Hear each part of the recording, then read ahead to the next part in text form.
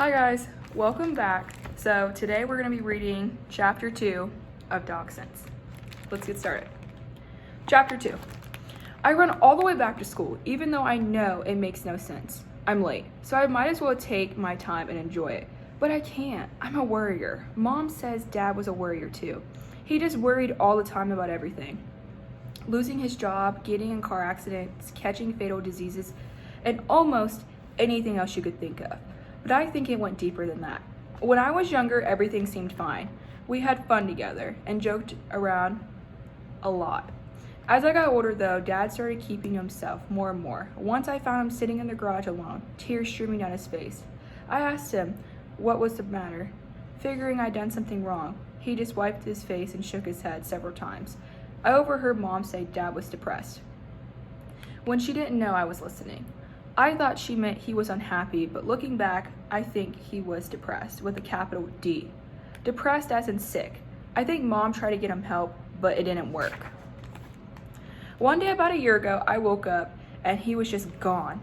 Of course, Mom's never been depressed in a day in her life, at least that I don't know about. Even after my dad left, she seemed sad, and she just kept going, like everything was going to work out. I don't know how she does that. Take today for instance. It isn't working out at all. Hurrying down the street, I see Big Sky Middle School loom ahead of me for the second time today. The school is a two-story beige stone building with the date 1928 chiseled into the corner of the foundation. I figured it must have been built around the same time coffee became a town. Of course, coffee isn't a real town. People here think it's the New York City of the West, which with its population of 8,000 people and 3 grocery stores to choose from. Not me. It feels more like 80 people live here, not 8,000. They all seem to look and act the same. Climbing the school's front steps, I pull the comb from my pocket and run it through my hair. I don't know why I bother combing the back of my hair, it just makes it get wilder. It's like it has anti-gravity molecules that make it float toward the stratosphere. And even if I could make my hair submit it, it wouldn't make me any better looking than I was yesterday or the day before. I'd still have the same boring brown eyes, big nose, and whiskerless face. The same average build that no self-respecting girl would glance at twice. But when I slide the comb back into my pocket, I suddenly realize that I have a more intimate problem than my looks, to my horror. I discover I'm no longer carrying my backpack and the Lakers jacket Mom got me for my 13th birthday.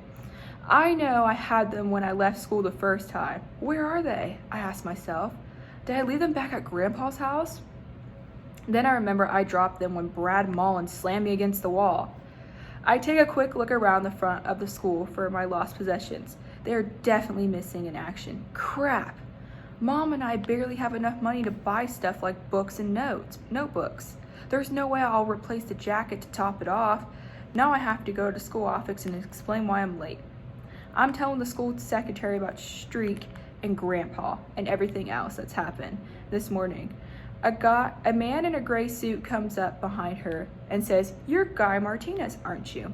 "Yeah," I say, staring at the gleaming yellow Donald Duck tie around his neck.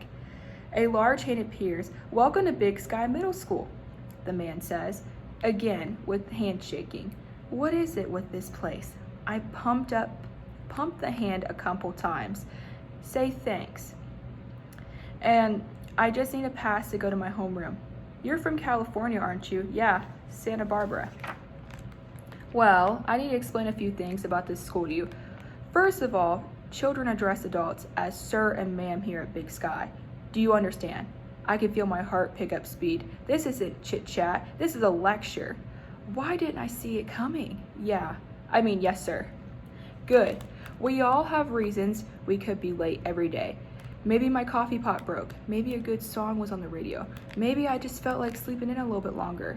But this wasn't The man holds up his hand. It doesn't matter the reason.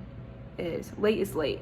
And here at Big Sky, we don't tolerate late. You understand? Yes, sir. By the way, my name is Principal Good, with an E.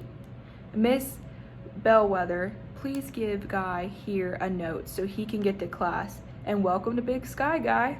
Thank you, sir. Some welcome, I think.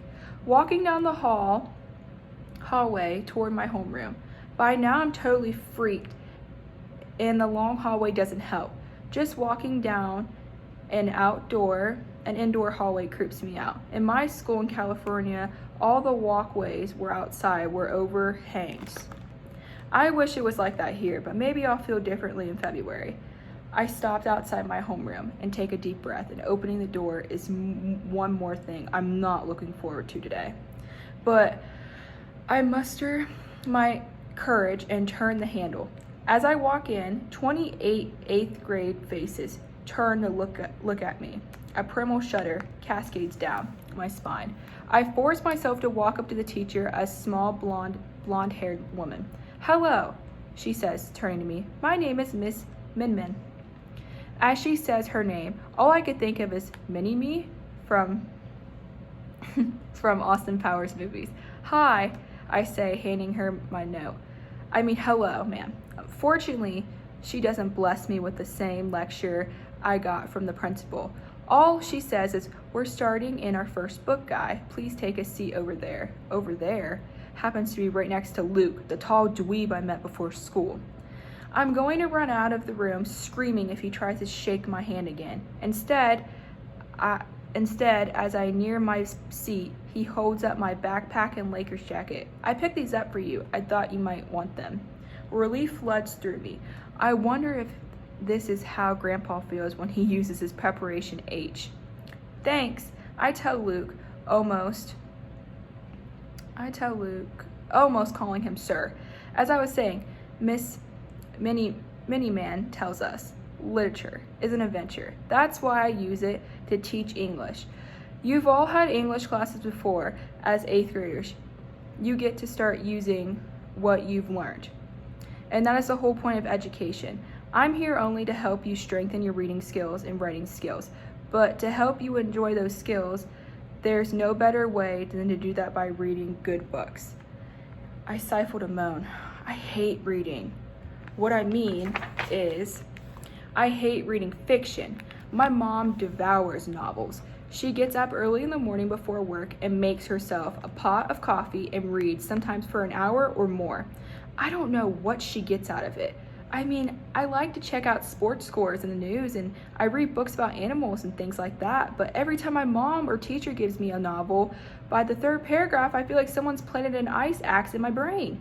Maybe, I tell myself, this teacher will give us some good nonfiction for a change. The first novel we're going to explore, Miss Miniman says, is a newer book that's already becoming a classic. It's one of the boys should especially like. I groaned inside.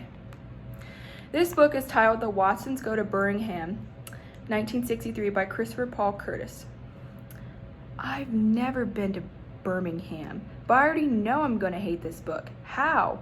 Because well-meaning English teachers and librarians have been feeding me books for boys since I was in 4th grade, and I've hated every single one of them. But Miss Miniman has to do her duty. She passes us each a copy explaining our assignment as she goes. Your homework is to read this book by the end of the week and write a 2-page description of what you thought about it and why. Due on Monday. Are there any questions? Yeah, I think.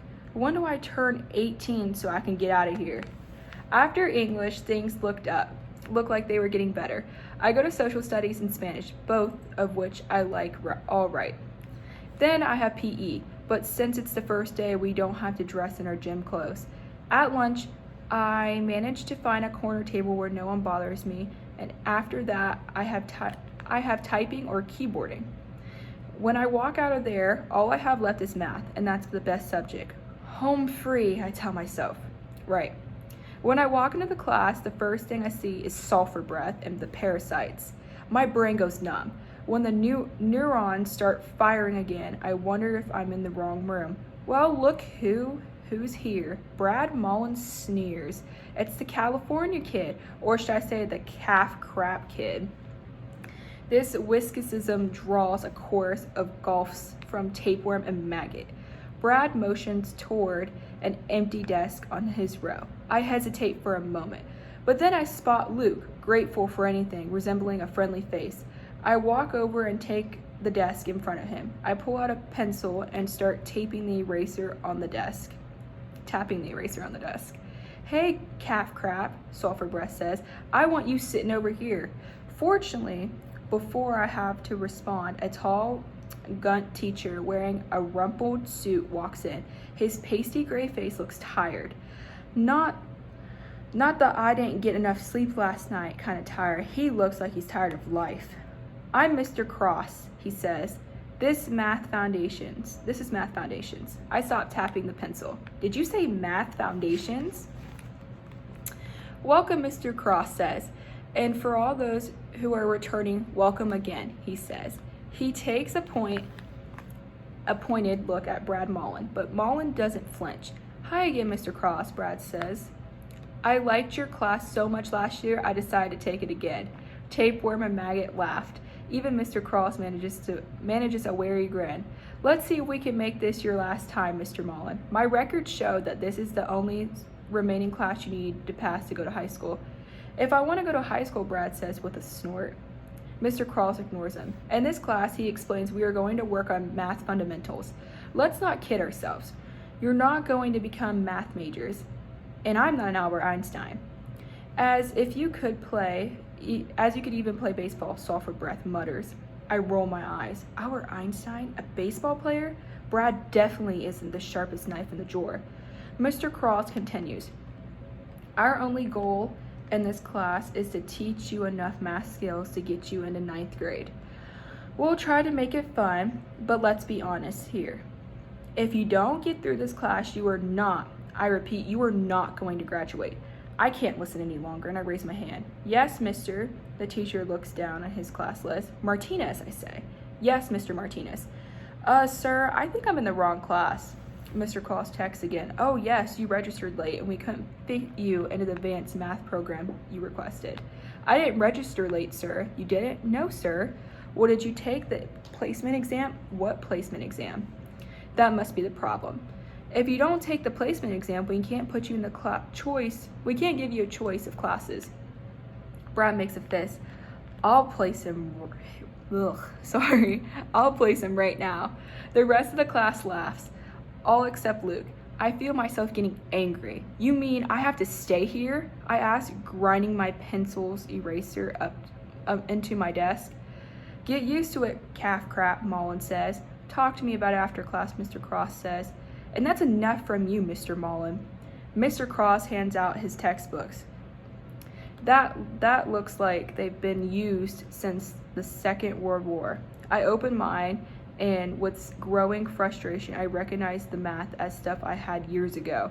Even before I had it in my school, my dad was a math whiz and worked with me from when I first started to talk, giving me flashcards and taking me through all kinds of math problems. Always ahead of my school classes. I loved it. That's one thing I miss the most about Dad, sitting together and working on math.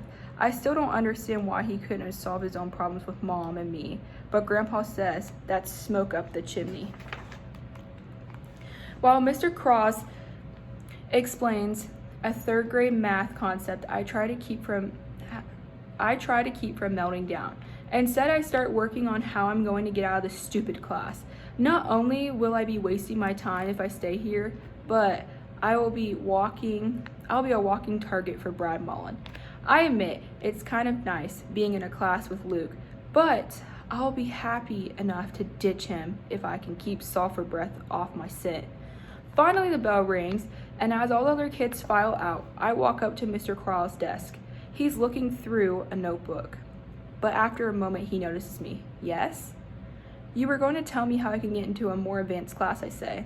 Mr. Cross's eyes look blank, like they belong to a deactivated robot. Then, as if someone has pushed his power on button, his eyes slowly focus. Oh, right, Mr. Martinez. Guy Martinez. Well, Mr. Martinez, all the other math classes are full, but I've already had all this stuff, sir. This is what happens when you don't take the placement exam. But Mr. Cross, I can't just move here. But Mr. Cross, sorry, I just moved here. No one even told me about the exam. Can I take it now? Mr. Cross gives this a whole 2 seconds of careful consideration. I don't think that would be fair to the other students, do you? I try to follow his logic. What? Why not? Mr. Cross suddenly slaps the notebook closed in front of him. Look, if you want, you can take it up with the principal. If not, I'll expect you to have the answers to problems on page 13 ready to turn in tomorrow. And that's the end of chapter 2. Thank you for reading with me.